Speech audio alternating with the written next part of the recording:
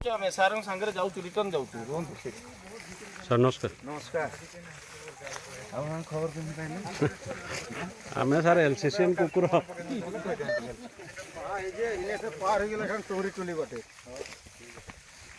Tusker ଦନ୍ତା ହାତୀ ସିଏ ତାର ରାଇଟ୍ ଗୋଡ଼ ଫ୍ରଣ୍ଟ ସାଇଡ୍ ଲେଗ୍ରେ ସେଠି ଇଞ୍ଜୁରୀ ହେଇଛି। ତ କେଉଁ ଟାଇପ୍ର ଇଞ୍ଜୁରୀ ହେଇଛି କ'ଣ ହେଇଛି ତାକୁ ଆମେ ଜାଣିବା ପାଇଁ ବିଗତ ଦିନରେ ଆମେ ମନିଟରିଂ କରୁଥିଲୁ, ଟ୍ରାକିଂ କରୁଥିଲୁ।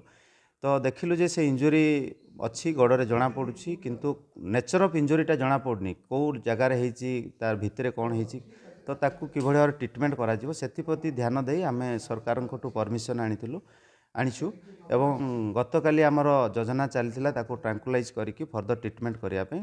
ଏବଂ ହୋଲ୍ ଡେ କାଲି ଆମେ ଅପରେସନ୍ ଜାରି ରହିଲା, କିନ୍ତୁ ସେ ଜଙ୍ଗଲ ଭିତରେ ରହିବାରୁ ଆମେ ଟ୍ରାଙ୍କୁଲାଇଜ୍ କରିବା ପାଇଁ ସେଇଭଳି ଭାବରେ ମାନେ ସୁଇଟେବୁଲ୍ ପ୍ଲେସ୍ ପାଇଲୁ ନାହିଁ, ସେଥିପାଇଁ ଆମେ ସ୍ଥଗିତ ରହିଛୁ। ଆଜି ମଧ୍ୟ ତା ପଛରେ ଆମର ମନିଟରିଂ ଚାଲିଛି ଏବଂ ତାକୁ ଟ୍ରାଙ୍କୁଲାଇଜ୍ କରିକି ଆମେ ଟ୍ରିଟମେଣ୍ଟ କରିବା ପାଇଁ ଯୋଜନା କରୁଛୁ।